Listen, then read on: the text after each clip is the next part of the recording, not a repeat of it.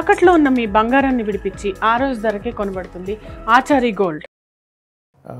Srisailam MLA గారి విషయం, ఆయన అటవీ శాఖ అధికారులను బెదిరించడం కానీ, ఆ తర్వాత దాని మీద పవన్ కళ్యాణ్ గారు ఆయనకి వార్నింగ్ ఇవ్వడం కానీ, నాట్ ఓన్లీ ఒక శ్రీశైలం ఎమ్మెల్యే అని కాదు, త్రూఅవుట్గా వీళ్ళు గెలిచిన ఆల్మోస్ట్ అన్ని 164 కాబట్టి అన్ని నియోజకవర్గాల్లో ఇదే పరిస్థితి ఉంది. ఈ పర్టికులర్ కేసులో పవన్ కళ్యాణ్ గారు రెస్పాండ్ అయ్యారు, మిగిలిన వాటిలో రెస్పాండ్ అయ్యి అప్పుడెప్పుడు మన హోమ్ మినిస్టర్ గారికి ఒకసారి వార్నింగ్ ఇచ్చారు, ఆ తర్వాత మళ్ళీ అది 1 year అయిపోయింది అనుకోండి. దీన్ని ఏ విధంగా చూడాలి? ప్లస్ ఆయన కూడా ఎప్పుడు క్యాబినెట్ మీటింగ్లకి వస్తుంది, ఈ రోజు కూడా ఉంది క్యాబినెట్ మీటింగ్, వచ్చారో రాలేదు తెలియదు, చాలా క్యాబినెట్ మీటింగ్లకి ఆయన రాలేదు. అమరావతి భూముల విషయంలో కానీ వీటన్నిటిని ఏ విధంగా చూడాలి? ఎట్లా అంటే ఈ మధ్య వస్తున్నాను క్యాబినెట్ మీటింగ్లకు, కానీ ఇది ఈ అటవీ శాఖకు సంబంధించిన విషయంలో ఆయన అటవీ శాఖ మంత్రిగా రెస్పాండ్ అయ్యాడు, వెరీ గుడ్. వార్నింగ్లు ఇచ్చేస్తున్నారు, దాన్ని సారాంశం అంటే నేనైతే నమ్మను. ఏదో న్యూస్ కోసం అవుట్కమ్ లేనప్పుడు వార్నింగ్లు ఇవ్వడం వల్ల ఉపయోగం కూడా అదే. దానికన్నా మెయిన్ ఏంటంటే ఇప్పుడు ఇవ్వాల్సిన వార్నింగ్ హోంశాఖ మంత్రికి కూడా ఆవిడకి ఇప్పుడు పడాలి వార్నింగ్ చెప్పాలంటే. నిన్న చూసిన డెవలప్మెంట్ ఏదంటే పేరోల్ విషయంలోనూ అలాంటివి కంటిన్యూస్గా జరుగుతున్నప్పుడు, తర్వాత ఆడపిల్లల మీద జరుగుతున్న అఘాయిత్యాల మీద ప్రతిస్పందన కరువైన సిచ్యువేషన్స్లో ఇలాంటి వాటి మీద వైల్డ్గా రియాక్ట్ అయ్యాడంటే, బికాజ్ ఆయన ఇనీషియల్ ఎలక్షన్ ప్రామిసెస్లో ఆడపిల్లల మీద అంటే పవన్ కళ్యాణ్ గారు ఆ జుత్తెగరేసి మరీ చెప్పిన విషయాల్లోకి ఇప్పటికీ ఏమీ పొంతం లేదు. మొన్న ప్రతిస్పందించారు అనుకునేసరికి ఎక్కడ ఇమ్మీడియట్గా దాని మీద నీళ్ళు చెల్లేశారు, ఇంకా ప్రతిస్పందించే తత్వం కూడా కరువైపోయేలా చేశారు. సో అంత రాజకీయ చతురత నేపథ్యాల మధ్యలో పవన్ కళ్యాణ్ గారు ఇవాళ రాజశేఖర రెడ్డికి వార్నింగ్ ఇచ్చాడు, మాట్లాడాడంటే నేనైతే నమ్మను.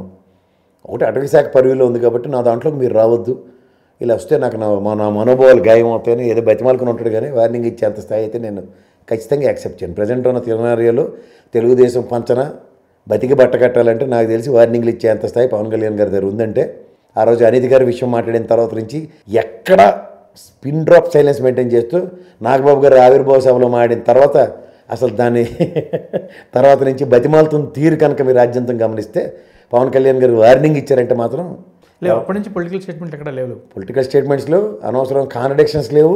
తెలుగుదేశం ఏడు చేసినా అయ్య బాబోయ్ మీరు మించిన వాళ్ళు లేరు, మీకందరూ మేము పని చేయడానికి అసలు ఊడిగం చేయడానికి వచ్చామన్నట్టుగా మాట్లాడుతూనే ఉన్నారు.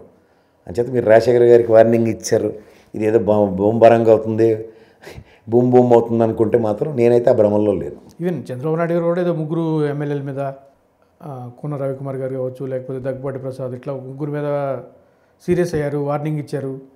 అసలు నాకు ఎందుకు డిసిప్లినరీ కమిటీకి ఎందుకు రెఫర్ చేయలేదు వెళ్ళి?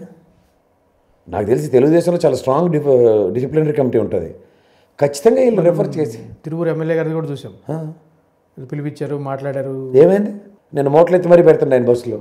సో అవన్నీ సార్ ఇవన్నీ ఏంటంటే కంటి తుడుపు చర్యలు, కేవలం తాత్కాలిక ఉపశమనంగా చర్యకి ప్రతి చర్యలాగా స్పందన, ఏదో టీవీలో షో స్క్రోలింగ్ చేయడానికి ఉపయోగపడే వార్తలతో దాన్ని ప్యాసిఫై చేస్తున్నారు తప్ప ఖచ్చితంగా తెలుగుదేశం ఒరిజినల్ తెలుగుదేశం అంటే ఇప్పటికి ఎక్స్ప్లోర్ చేసి ఉంది వాళ్ళని.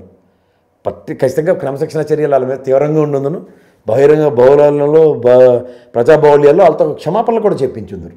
ఇవేవి లేకుండా ప్లస్ సీనియర్స్ అందరూ మౌనంగా ఉంటాం. సీనియర్స్ అంటే బుచ్చి చౌదరి కావచ్చు, బుచ్చి చౌదరి గారికి ఎప్పుడు ఆ సీన్ లేదు సార్, మనం అనవసరంగా లేనిపోని చర్చ పెడుతున్నాం. కానీ రామకృష్ణుడు గారు, బుచ్చి చౌదరి అనే వ్యక్తికి ఆయన ఎప్పుడైతే రామారావు గారి దగ్గర ఉండి తర్వాత మళ్ళీ తెలుగుదేశంకి రీఎంట్రీ ఇచ్చిన తర్వాత, ఏది రామారావు గారి దగ్గర కొన్నాళ్ళు ఉండి పార్టీ చూడండి, ఆ తర్వాత నుంచి ఆయనకి ఎప్పుడు ఫుట్బాలే. ఆయన కానీ గాలిముద్దు కృష్ణనాయుడు కానీ వీళ్ళంతా, గాలిముద్దు కృష్ణనాయుడు గారు ఏరా వేర్లేండి సార్, ఆయన నోటితో సరైన సమాలు చెప్పి కూడా ఆయన మాస్టర్ గారు ఆయన డిసిప్లిన్ ముందు వీళ్ళందరిది చాలా తక్కువ స్థాయి. కానీ ఆయన వేరండి. ఉదల గోపాలకృష్ణ రెడ్డి గారు వీళ్ళందరికన్నా లాల్జన్ భాష గారు, ఆయన అయితే ఉన్నట్టు చంద్రబాబు గారికి ముఖమే చెప్పేసేవాడు ఇది తప్పు ఇది రైట్ అని. తర్వాత ఆయన ఇంప్లిమెంట్ చేస్తారని లేదా కానీ లాల్జన్ భాష గారు పొలిట్ బ్యూరోలో ఉన్నంతకాలం తెలుగుదేశం కథ వేరు. అలాగే పర్వతనేని ఉపేంద్ర గారు పార్టీ జనరల్ సెక్రటరీగా ఉన్నంతకాలం రామారావు గారి కథ వేరు. ఆయన వెళ్ళిపోయిన తర్వాత నుంచి తెలుగుదేశం ఏ స్థాయికి వచ్చిందో అందరికీ తెలిసిన విషయాలు. సో కొంతమంది దెర్ ఆర్ సమ్ స్టాల్వర్డ్స్, వాళ్ళ యొక్క స్థాయిలు అలా ఉంటాయి. ఇప్పుడు ఆ స్థాయికి తగ్గ మనిషి ఎవడంటే పార్టీలో టీడీ జనార్దన్ గారు, ఆయనకు కూడా అందరు గోతుల దగ్గర రెడీ ఉంచి ఎక్కడికక్కడ ఆయన గోతులు అనేది దాటుకొని జాగ్రత్తగా వెళ్ళే పరిస్థితి ఉంది ఆయనకి. సో సీనియర్స్ అన్న దగ్గర వాళ్ళకి ఏ విధమైన ద్వంద్వ వైఖరి వివక్ష చేయడానికి ఒక ప్యారలల్ టీములతో వర్క్ చేస్తూ వాళ్ళని సక్సెస్ అవుతున్నారు. ఖచ్చితంగా చంద్రబాబు గారికి కూడా ఫస్ట్ ఆయనకి స్ట్రెంతే 57 మంది ఉండేవారు ఆయన టీము.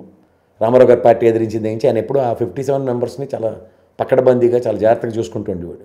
అది ఎప్పుడైతే డిస్బాండ్ చేయడం స్టార్ట్ అయిందో ఇప్పుడు అది లేదు, ఆ డిస్బాండ్ అయిపోయింది. అది ఆ కోర్ టీం ఎప్పుడైతే చంద్రబాబు గారికి రిథమ్ మిస్ అవుతుందో ఆబ్వియస్లీ ఇలాంటి అడ్డమైన చెత్తనే భరించవలసిన దౌర్భాగ్యం అయితే ఉంటుంది. ఆయన కూడా బలహీనపడే ఛాన్స్ ఉంటుంది. ఆయన ఆల్రెడీ బలహీన పడ్డాడు. ఈ టర్మ్ ఎవరైనా సరే ఈ 15 నెలల చంద్రబాబు గారి పరిపాలన చూస్తే రోబోకి నమస్కారం పెట్టినట్టే ఉంటుంది. Right sir, thank you. మీరు బంగారం తాకట్టు పెట్టి ఆ బంగారం డబ్బులు కట్టలేక ఇబ్బంది పడుతున్నారా? ఆచారి గోల్డ్ వాళ్ళు మీ బంగారం కొని మీ లోన్ తీర్చి మిగిలిన డబ్బులు మీకు ఇచ్చేస్తారు. ఇంకెందుకు ఆలస్యం? ఆచారి గోల్డ్ ఈ నెంబర్స్కి కాల్ చేయండి.